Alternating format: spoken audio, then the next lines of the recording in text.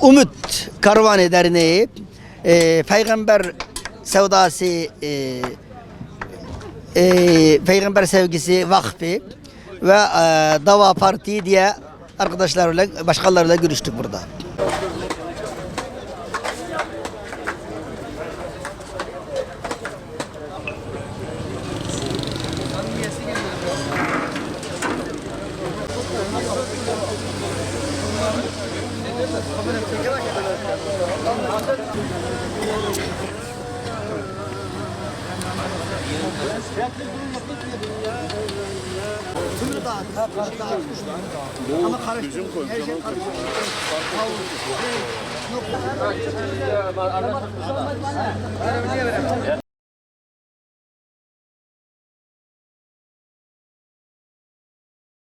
Biz Umut Kervanı olarak depremin ilk gününden beri burada Adıyamanlı kardeşlerimizle kucaklaşmaya, onların dertleriyle dertlenmeye çalışıyoruz.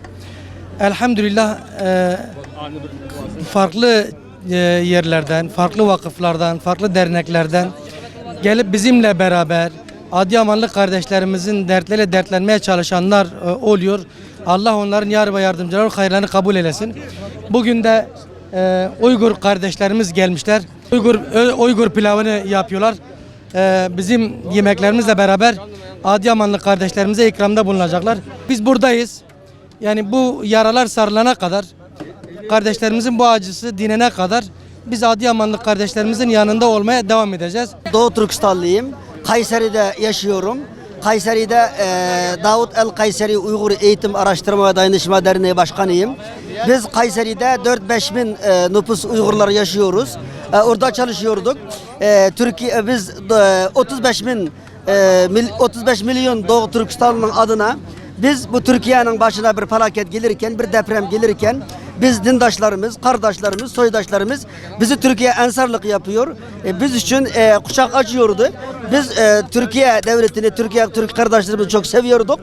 O yüzden biz Türkiye'nin acısı bizim acımızdır. Türkiye felaketi bizim felaketimizdir. Biz kardeşlerimiz böyle bir felaket yaşarken biz evimizde oturamadık. İmanen, vicdanen evet oturamadık.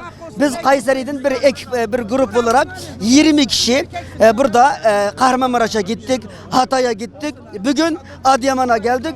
Kardeşlerimizden burada elimizden herhangi bir hizmet gelirse onu yapmaya hazırız. Biz olmadan başka hizmet olmasa biz Uygur pilavı yapıyoruz. Etli, pirinçli yani havuç, yağ, nohut her şeyle çok lezzetli sıcak yiyecek bu Uygur pilavını Adıyaman'daki depremzadeli kardeşlerimize dağıtmak istiyoruz ve herhangi bir hizmet olursa yapmak istiyoruz. Ama masada yapıştırmışlar. Masada var.